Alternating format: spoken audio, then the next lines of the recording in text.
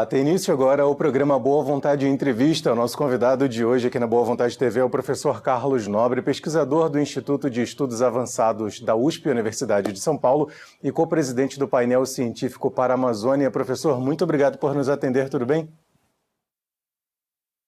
Muito obrigado, Alain, muito obrigado pela oportunidade. Será um prazer conversar com você. Professor, eu gostaria que você explicasse para a nossa audiência porque, mais do que nunca, o mundo tem se debruçado sobre um aspecto que a ONU vem alertando cada vez mais de forma mais incisiva, que é o que se chamava de mudança climática, hoje uma emergência climática. E a Amazônia, ela tem um papel fundamental no contexto de mudanças que nós experimentamos no mundo. Eu peço que o senhor explique para a audiência por que o mundo tem se voltado cada vez mais para a preservação de um dos bens mais preciosos que nós brasileiros possuímos, mas também um bem da humanidade. Olha, Ana, por várias razões, né? Mas assim, no sentido mais direto de emergência climática, para nós atingirmos as metas do Acordo de Paris, assinado pelos países lá em Paris em 2015, e que depois, na COP, Convenção Climática número 26 em Glasgow, em 2021, ela foi até reforçada, dizendo não podemos deixar a temperatura do planeta passar de 1,5 graus. Ela já subiu 1,15 graus, nós estamos na véspera lá do precipício, por isso que é emergência climática. E para isso, nós precisamos reduzir as emissões dos gases de efeito estufa em 50% em 8 anos, até 2030, e zerar as emissões antes de 2050, as emissões líquidas. Olha, as florestas do planeta armazenam uma grande quantidade de carbono. A floresta amazônica armazena mais de 150 bilhões de toneladas de carbono abaixo do solo e acima do solo, na vegetação. Por que a preocupação é tão grande? Porque, em primeiro lugar, os desmatamentos, a degradação, o fogo vai decompondo a floresta vai ficando muito fraca e tudo aquilo vira gás carbônico que vai para a atmosfera e gás de efeito estufa. Por exemplo, o Brasil, quase 50% das emissões de gás de efeito estufa do Brasil nos últimos anos é desmatamento. É desmatamento, principalmente da Amazônia, 80%, mas também do Cerrado e de outros biomas. Então, é essencial, em primeiro lugar, zerar o desmatamento, a degradação, para diminuir as emissões, zerar as emissões que venham de desmatamentos, mas também porque a ciência mostra que o sul da Amazônia está muito próximo do chamado ponto de não retorno. O clima já mudou no sul da Amazônia. A estação seca, em 40 anos, ela já está 5 semanas mais longa, está ficando um clima seco no sul da Amazônia. A mortalidade das árvores está aumentando muito. Partes do sul da Amazônia, sul do Pará, norte de Mato Grosso, a floresta já virou fonte de carbono, ela nem retira mais gás carbônico, ela emite mais do que retira. Estação seca mais longa, 2 a 3 graus mais quente, 20 a 30% ainda mais seca.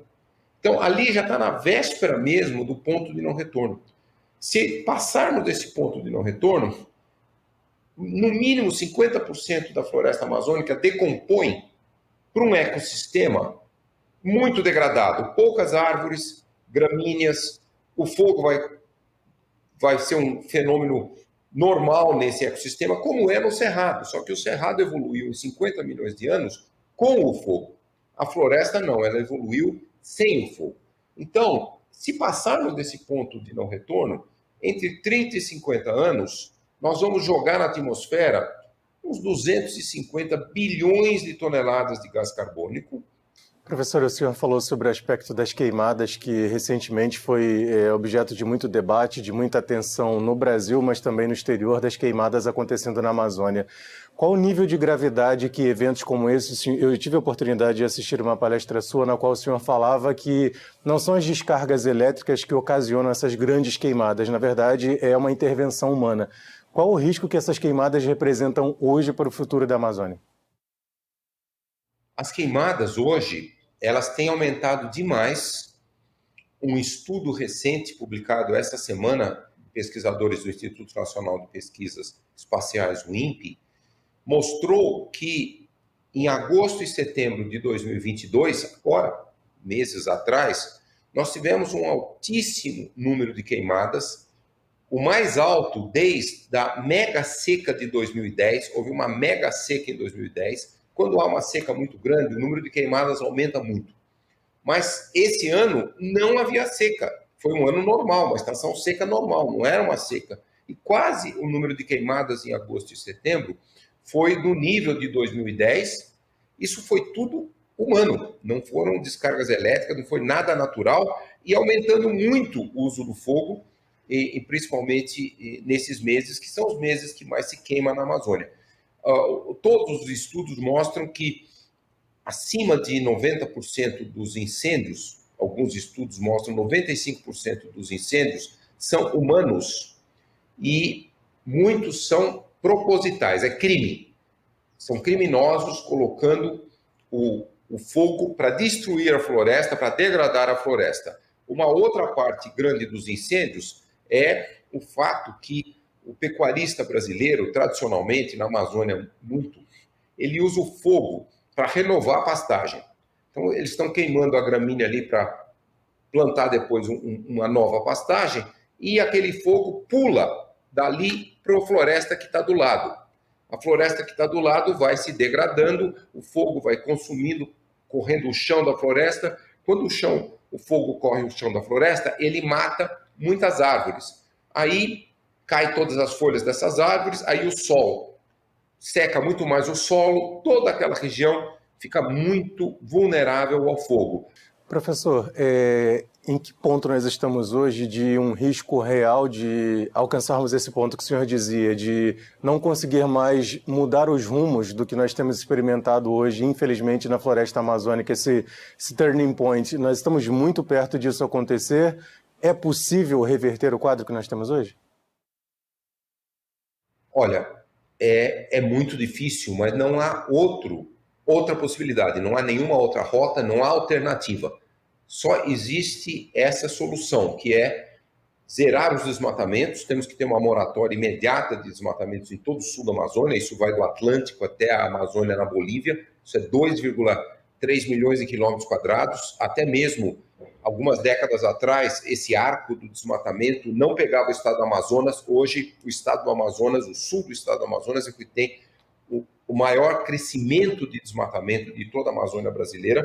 Então, nós temos que zerar o desmatamento, a degradação, o fogo ali, e também nós temos que restaurar essas áreas. Então, o Brasil pode, os países amazônicos todos, mas o Brasil certamente pode liderar um grande projeto de restauração florestal. Nós lançamos essas ideias na COP27, um projeto grande de restauração florestal em todo esse sul da Amazônia. Isso é muito importante, por quê? A floresta secundária que vai crescer nessas áreas, ela começa a ser muito eficiente de reciclar água. A floresta capta a água do solo, transpira, a pastagem transpira muito pouco durante a estação seca, a floresta transpira até 3 vezes mais água, ela ajuda a diminuir a temperatura, essa reciclagem da água joga vapor d'água, vira nuvens, chove.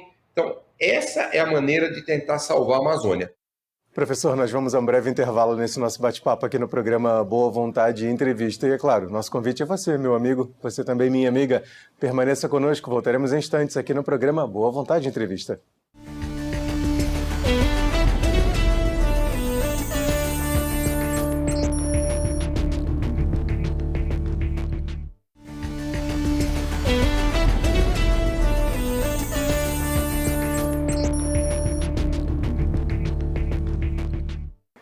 De volta com o programa Boa Vontade Entrevista, hoje conversando com o professor Carlos Nobre, pesquisador do Instituto de Estudos Avançados da USP, Universidade de São Paulo, e co-presidente do painel científico para a Amazônia. O senhor falava agora sobre, natural, grandes desafios, complexos desafios que o Brasil tem pela frente para alcançar essas metas, mas nós observamos que o olhar do mundo acaba se lançando muito sobre o Brasil. Observamos isso agora na COP27, a importância que se deu ao que o Brasil levaria, os cientistas brasileiros, a experiência do país no que se refere a esse trato com a Amazônia.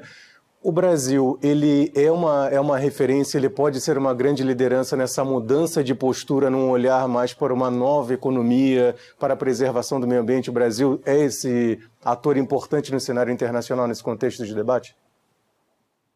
Sem dúvida, o Brasil é um ator super importante, porque o Brasil, nos últimos anos, é o quinto país que mais emite gases de efeito estufa. Historicamente, o Brasil foi o quarto país que mais emitiu gás de efeito estufa. 80% das nossas emissões, desmatamentos da Mata Atlântica, do Cerrado, da Amazônia, da Caatinga, dos Pampas e agricultura. E só 20%, menos de 20%, 16% queima de combustíveis fósseis.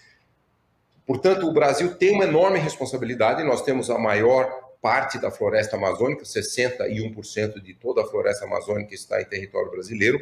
Portanto, o Brasil, sim, o Brasil tem um papel muito importante de liderar essa transição, essa transformação na Amazônia. E também o Brasil, sim, tem uma comunidade científica muito voltada, muito preocupada, e, portanto, nós temos que liderar esse esforço, mas nós temos que também trazer outros países amazônicos. Tenho certeza que, pelo menos, Brasil e Colômbia vão liderar uma grande iniciativa que nós chamamos uma bioeconomia de floresta em pé. É valorizar muitos produtos dos ecossistemas terrestres e aquáticos. A imensa biodiversidade, a maior biodiversidade do planeta, está na Amazônia, e os países amazônicos todos têm essa biodiversidade. Então, vamos desenvolver uma bioeconomia de floresta em pé, com um grande benefício econômico para todas as populações amazônicas, tanto rurais quanto urbanas, uma industrialização avançada.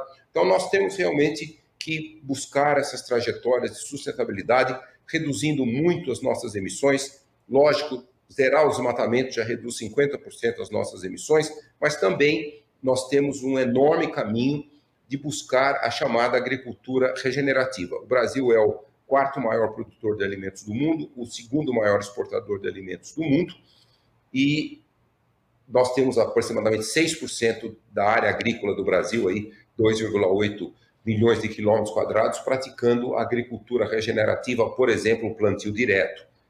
Então, nós temos um enorme potencial, expandir demais a agricultura regenerativa, a pecuária regenerativa, esses sistemas que a Embrapa desenvolveu tão bem, os sistemas integrados lavoura, pecuária, floresta.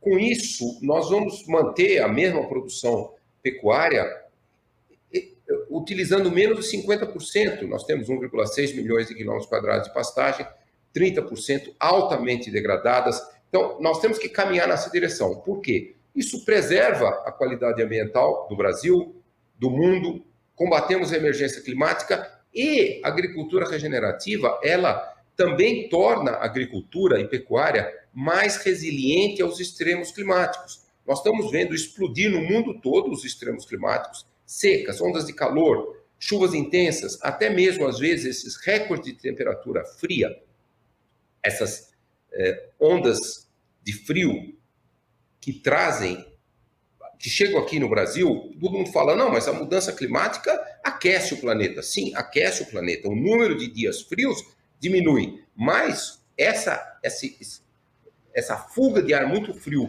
da Antártica, quebrando até recordes de baixas temperaturas às vezes, isso tem a ver com as mudanças climáticas. Isso é uma perturbação das circulações atmosféricas lá na Antártica e lá no Ártico, devido às mudanças climáticas, que às vezes permite que esse ar muito frio escape da Antártica.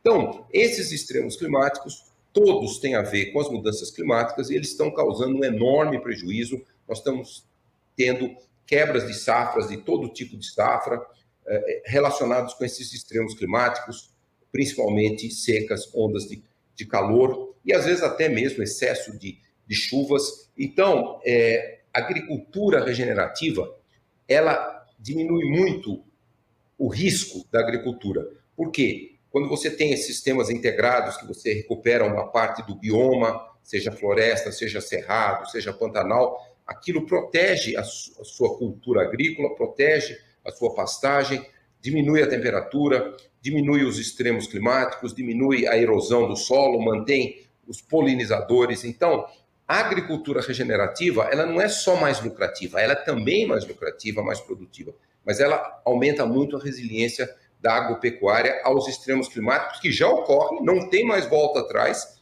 mesmo com o Acordo de Paris sendo atingido, 1,5 graus, esses extremos climáticos vão acontecer até mais frequentemente, porque nós estamos, como eu falei, a temperatura aumentou 1,15 graus. Então, é muito importante toda a agricultura brasileira caminhar na direção da agricultura regenerativa. O senhor, como um pesquisador tão respeitado, mais de 4 décadas se dedicando a esse estudo profundo, em entender o que tem acontecido, como é que você tem observado essa mudança da postura do mundo? Porque nós temos visto instituições, empresas, governos mais preocupados em observar quais são os impactos que um consumo exagerado ou determinado tipo de produto que você importa para dentro do seu país, qual é a origem, se ele preserva o meio ambiente ou não. Como é que você tem observado essa mudança cultural no campo econômico? Olha, sem dúvida, isso é um aspecto bastante positivo, ainda que a implementação tenha sido lenta. Por exemplo, vamos dizer otimisticamente para o caso brasileiro, se todos os consumidores do mundo, da cadeia da carne, inclusive nós, né? 76% da carne produzida na Amazônia é consumida pelos brasileiros. O resto é exportado. Então, se todos os consumidores do mundo entenderem o seu papel democraticamente como consumidores, praticarem o consumo responsável e sustentável, exigirem rastreabilidade das cadeias, por exemplo, vamos supor da cadeia da carne. Se nós exigíssemos, a gente está vendo isso muito fortemente na Europa, nos Estados Unidos, no Japão, a própria China, a maior organização, maior empresa do mundo de importação de soja, exige rastreabilidade da soja importada do Brasil. Então, se todo mundo exigisse isso, nós imediatamente daríamos um enorme ganho para quem pratica a agricultura sustentável, a agricultura regenerativa. Ela é muito mais lucrativa, ela beneficia muito mais pessoas e, com isso, até mesmo os pequenos agricultores, e com isso nós diminuiríamos demais as emissões, globalmente falando. Zeraríamos o desmatamento e diminuiríamos a emissão da agricultura. Então, isso é só para dar um exemplo, essa mudança cultural do consumidor.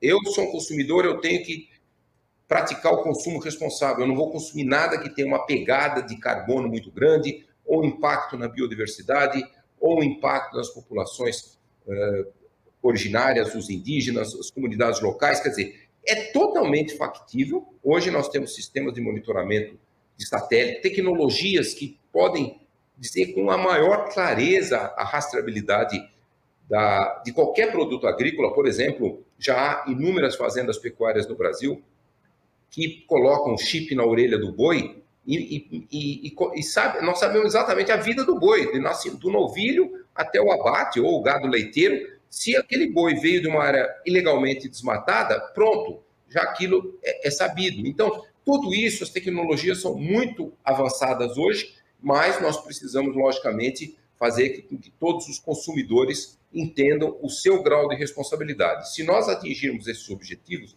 e é lógico, o marco legal, por exemplo, dessa lei que está sendo discutida no Parlamento Europeu, no Parlamento do Reino Unido, no Parlamento dos Estados Unidos, ela vai ser aprovada esse ano, talvez 2024, e ela vai sinalizar claramente que não importará de nenhum país do mundo qualquer produto associado com desmatamento.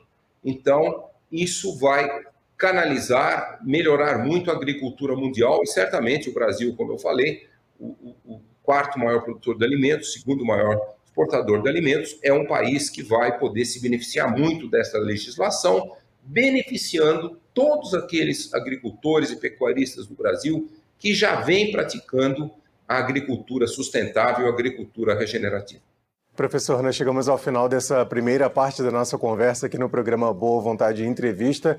Deixamos o convite a você que está na audiência. Semana que vem estaremos de volta aqui pela Boa Vontade TV, conversando com o professor Carlos Nobre, pesquisador do Instituto de Estudos Avançados da USP e co-presidente do painel científico para a Amazônia. Siga conosco, minha amiga, meu amigo, aqui pela Boa Vontade TV.